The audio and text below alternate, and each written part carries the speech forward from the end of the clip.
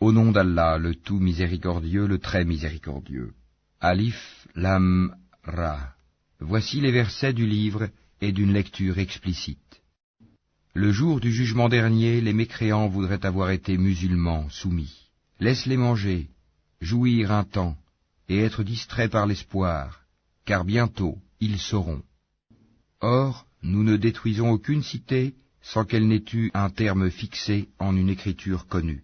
Nulle communauté ne devance son terme, ni le retarde. Et les Mécois disent, « Ô toi sur qui on a fait descendre le Coran, tu es certainement fou. Pourquoi ne nous es-tu pas venu avec les anges, si tu es du nombre des véridiques? Nous ne faisons descendre les anges qu'avec la vérité, et alors il ne leur sera pas accordé de répit à ces impies. En vérité, c'est nous qui avons fait descendre le Coran, et c'est nous qui en sommes gardiens. Et nous avons certes envoyé avant toi des messagers parmi les peuples des anciens, et pas un messager ne leur est venu sans qu'ils s'en soient moqués. C'est ainsi que nous faisons pénétrer la mécréance dans les cœurs des coupables.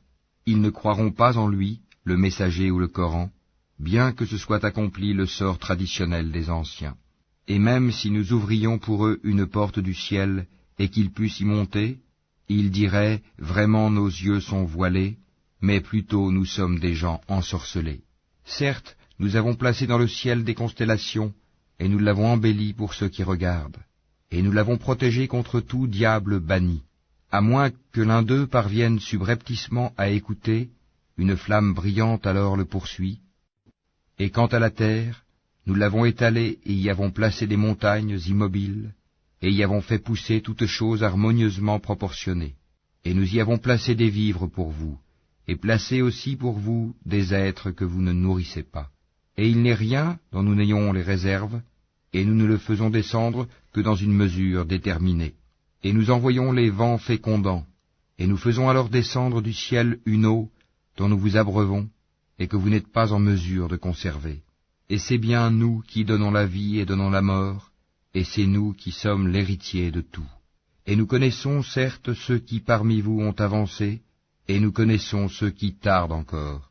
Certes, c'est ton Seigneur qui les rassemblera, car c'est lui le sage, l'omniscient. Nous créâmes l'homme d'une argile crissante, extraite d'une boue malléable. Et quant au djinn, nous l'avions auparavant créé d'un feu d'une chaleur ardente. Et lorsque ton Seigneur dit aux anges, « Je vais créer un homme d'argile crissante, extraite d'une boue malléable, et dès que je l'aurai harmonieusement formé et lui aurai insufflé mon souffle de vie, jetez-vous alors prosterné devant lui. » Alors les anges se prosternèrent tous ensemble, excepté Iblis, qui refusa d'être avec les prosternés. Alors Allah dit, « Ô Iblis, pourquoi n'es-tu pas au nombre des prosternés ?» Il dit, « Je ne puis me prosterner devant un homme que tu as créé d'argile crissante extraite d'une boue malléable. » Et Allah dit, « Sors de là, du paradis, car te voilà banni, et malédiction sur toi jusqu'au jour de la rétribution. » Il dit, « Ô mon Seigneur, donne-moi donc un délai jusqu'au jour où les gens seront ressuscités. » Allah dit, « Tu es de ceux à qui ce délai est accordé, jusqu'au jour de l'instant connu d'Allah. » Il dit, « Ô mon Seigneur, parce que tu m'as induit en erreur, eh bien je leur enjoliverai la vie sur terre, et les égarerai tous, à l'exception parmi eux de tes serviteurs élus. » Allah dit, « Voici une voie droite qui mène vers moi. Sur mes serviteurs tu n'auras aucune autorité, excepté sur celui qui te suivra parmi les dévoyés. Et l'enfer sera sûrement leur lieu de rendez-vous à tous. Il a 7 portes, et chaque porte en a sa part déterminée. Certes, les pieux seront dans des jardins avec des sources. Entrez-y en paix et en sécurité, et nous aurons arraché toute rancune de leur poitrine, et ils se sentiront frères, faisant face les uns aux autres sur des lits. Nulle fatigue ne les y touchera, et on ne les en fera pas sortir. Informe mes serviteurs que c'est moi le pardonneur, le très miséricordieux, et que mon châtiment est certes le châtiment douloureux. Et informe-les au sujet des hôtes d'Abraham. Quand ils entrèrent chez lui et dirent « Salam », il dit « Nous avons peur de vous ».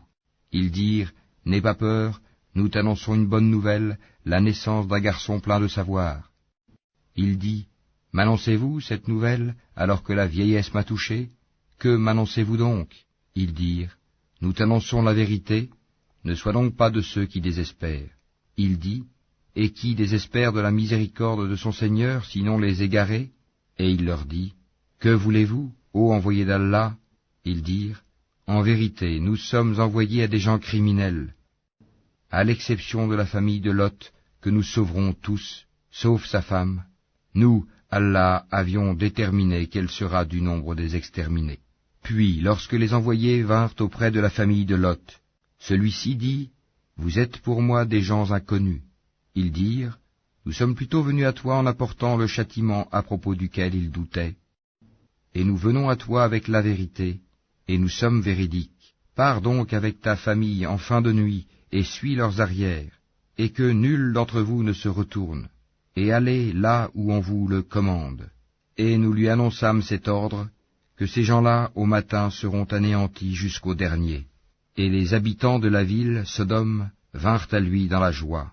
Il dit, ceux-ci sont mes hôtes, ne me déshonorez donc pas, et craignez Allah, et ne me couvrez pas d'ignominie. Ils dirent, ne t'avions-nous pas interdit de recevoir du monde? Il dit, voici mes filles, si vous voulez faire quelque chose. Par ta vie, ils se confondaient dans leur délire. Alors, au lever du soleil, le cri, la catastrophe, les saisit. Et nous renversâmes la ville de fond en comble, et fîmes pleuvoir sur eux des pierres d'argile dure. Voilà vraiment des preuves pour ceux qui savent observer. Elle, cette ville, se trouvait sur un chemin connu de tous. Voilà vraiment une exhortation pour les croyants. Et les habitants d'Al-Haïka étaient aussi des injustes.